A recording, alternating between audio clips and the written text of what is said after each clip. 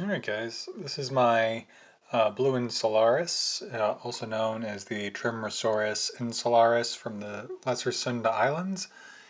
It is a blue pit viper. It's a little baby, and they are pretty notorious for not eating very well. I have had a lot of success actually feeding him, and I thought it would be an opportune time to go ahead and kind of describe how I'm taking care of him so that maybe this could help other keepers that are keeping babies. The general rule with these for the hobby has always been to keep them in very sterile enclosures, paper towels, PVC piping, maybe a branch if you wanted to go super exotic. I am clearly not doing that.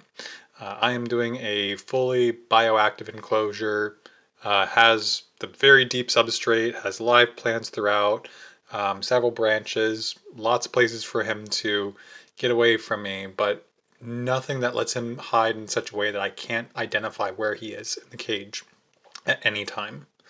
If I can't find him, it means he's usually underneath this little red plant here, which I can usually look underneath and see him, fortunately. But they don't typically ground themselves very much. They'll be on the ground occasionally, but it's very rare. Um, we of course have to keep locks on him. We have to mist it every day. I do have him on a timed light schedule. He is up against an outside wall in my office. Another thing I really don't do like other keepers do, he gets direct attention from me every single day.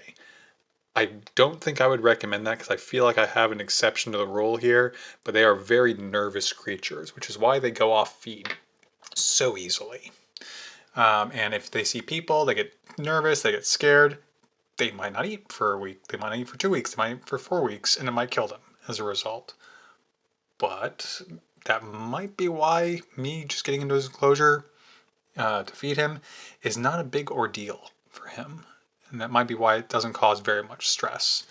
Now, we're going to feed him a frozen pinky today, a frozen thawed pinky, I should say. He is still a bit too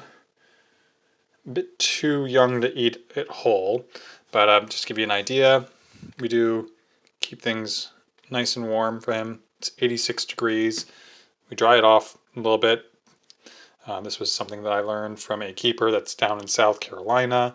I will link his channel in the chat afterwards.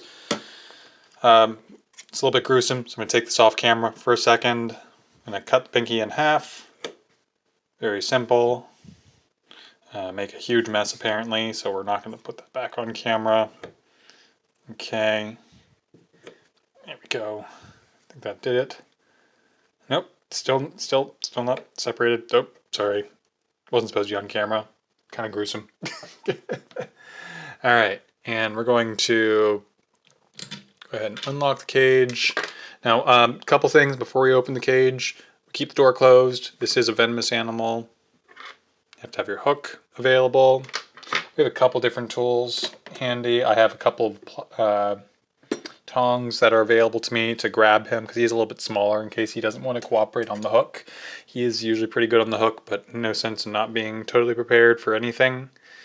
We've got, I believe these are 12-inch forceps, slightly curved, makes it a little bit easier to maneuver inside the cage, particularly if he decides to make a run for it.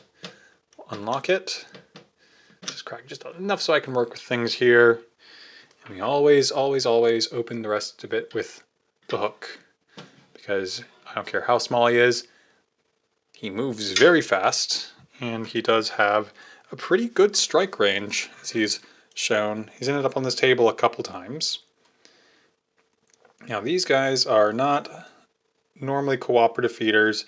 You usually have to, hold on one second, I gotta trim this up just a little bit more. I did not cut this the way I needed to. Apparently I didn't plan to actually do this with my phone in my hand.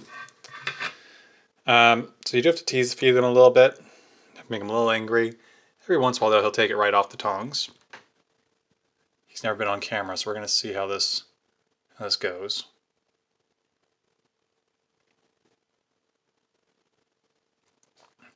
Will you take it today?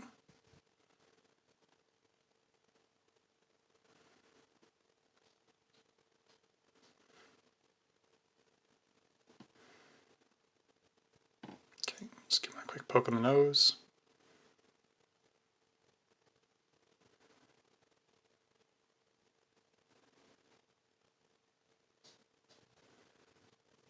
Sorry, he's barely off camera.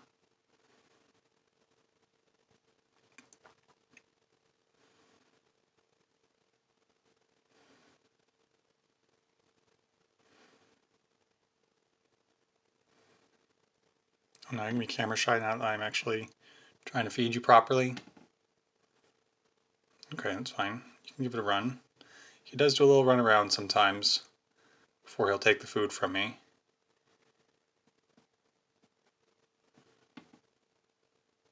Oh, here he goes. He's interested now. Yep, and that's all it took. Just a little bit of angry snake. And here you go. Let's see if I can get a better angle of him. I know this is right behind the branch. I was trying to focus safety first with him. But you can see he took it. And we'll let him be. We don't want to disturb him too much. I'm on thin ice as far as I'm concerned, getting him to eat. But he's eaten so far 3 times in a row for me. We feed him every 5 days. I think I started mentioning it earlier, but I may have cut myself off. He is on an outside wall in my office. And the important thing I think with them, apart from just having several natural places for them to hide and keeping their humidity high, I think it's very important that we maintain their nightly temperature drop. And keeping them in a very well-controlled room is fine, but you need to leave room for that temperature drop every night, not just from like 80 to 70. We're talking like, let it get below 65 every now and then. And having them up against this outside wall really simulates that a lot better. Of course, you can't keep them outside because of their, nature. They're venomous, they're aggressive, they're exotic. But you keep on an outside wall, you'll get the temperature drops that they would normally experience. And them having to root around and find places in their cage and to get that more natural feel has to play a huge role in why he's doing so much better than other insularis in captivity do. But, we'll let him eat this food. It's going to take him probably about 5 minutes or so to get it down, and we'll toss him another piece and give him the rest of the spinky.